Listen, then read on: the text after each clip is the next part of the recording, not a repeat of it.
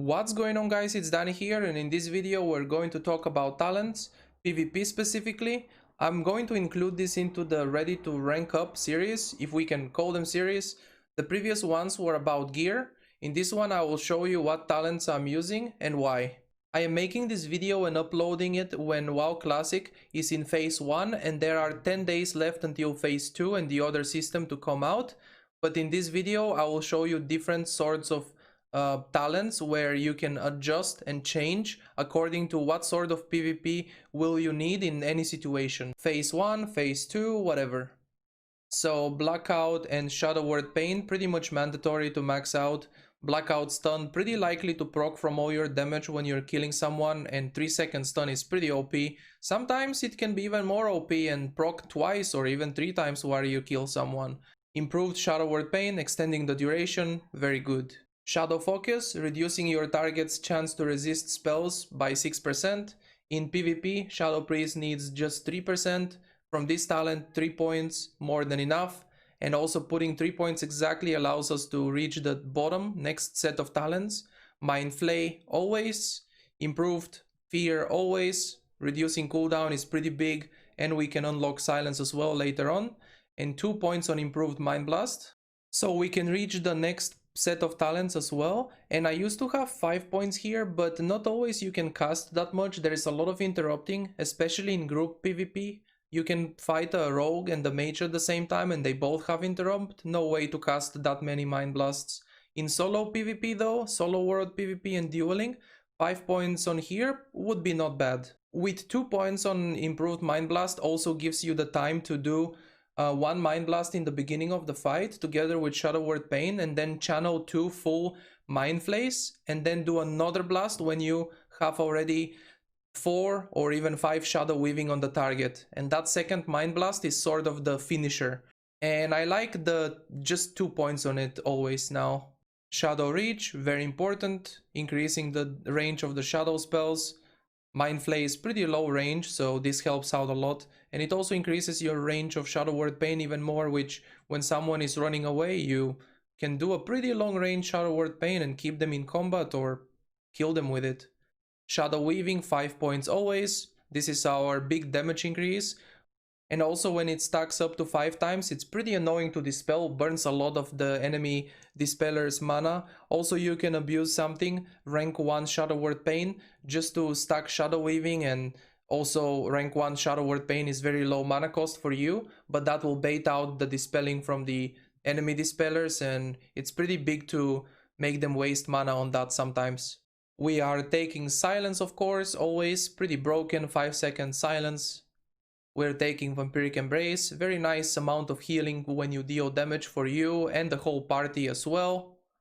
5 points on Darkness, 10% shadow spell damage, good stuff. And of course we take the Shadow Form. It increases our shadow spell damage and also decreases the damage we take from physical attacks by 15%. Pretty big. So let's move on to the Discipline talents now. And Unbreakable Will, 5 out of 5, always. Increases your chance to resist stun, fear, silence by 15%. It's pretty big, pretty OP sometimes, the amount of resisting you can do. In a duel, rogues are often like, dude, 5 combo points, kidney shot, that would have been 6 seconds, you resisted it. If you didn't resist it, I would have won the duel. Ah, come on now, dude, you wouldn't have won anyway, Shadow Priest is OP. Improved Power Word Shield, we need to survive for as long as possible without going out of shadow form to heal, so it's very good. Martyrdom, after we get crit by a physical attack, we don't lose casting time when we take damage, so those Mind Flay casts and Mind Blasts will not be delayed by a rogue constantly hitting us. And it increases resistance to interrupt effects by 20%, so that rogue kick can miss, or resist rather. And we have Inner Focus.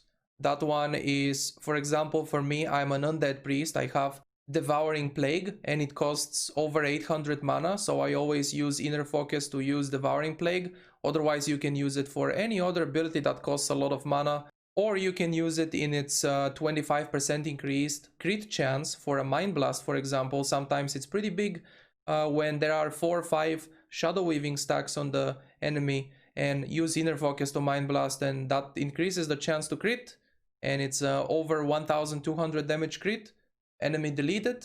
Meditation helps us with mana problems a little bit. We are going down after that to improved Inner Fire. This is pretty big talent.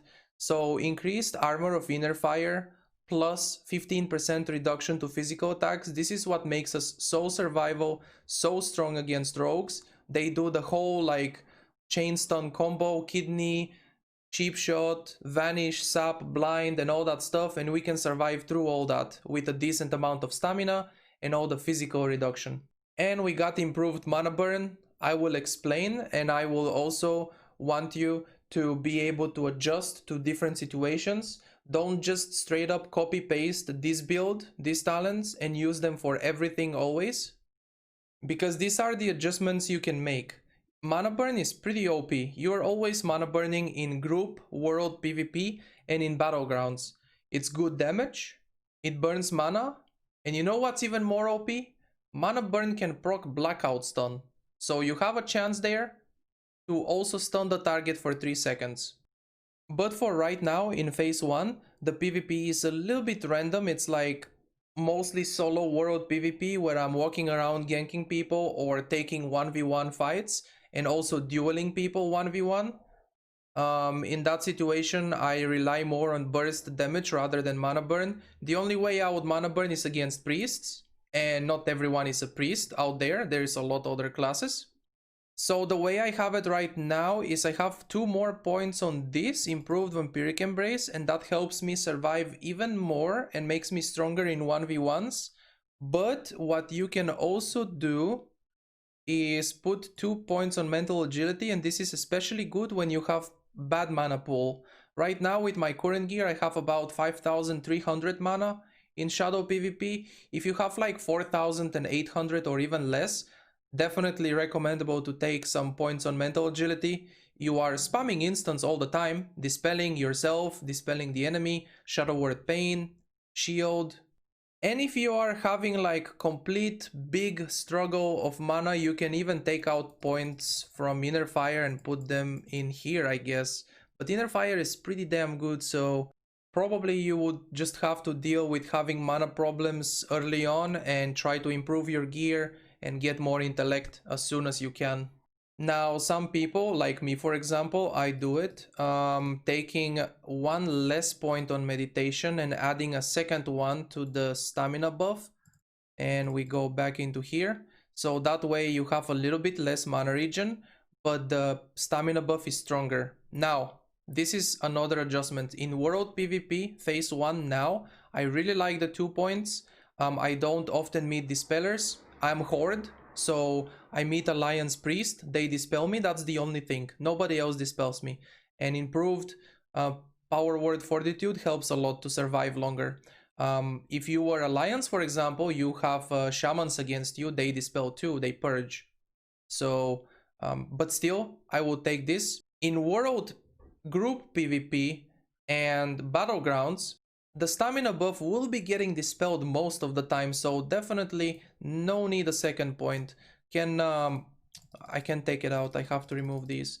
Can definitely go back to 1 less, 3 out of 3 meditation, and take these. So that's it for this video. Don't forget about the other videos of this series, Ready to Rank Up, where I talk about gear and all the other stuff. I hope you guys enjoyed this one and it was useful for you. A like on the video would be appreciated as always, and most importantly, don't forget to subscribe. I upload a lot of stuff in here on my YouTube channel. I also stream on Twitch, so don't forget to follow me and check out the stream when I'm live. Thank you for watching, and I will see you in the next video. Have a nice day.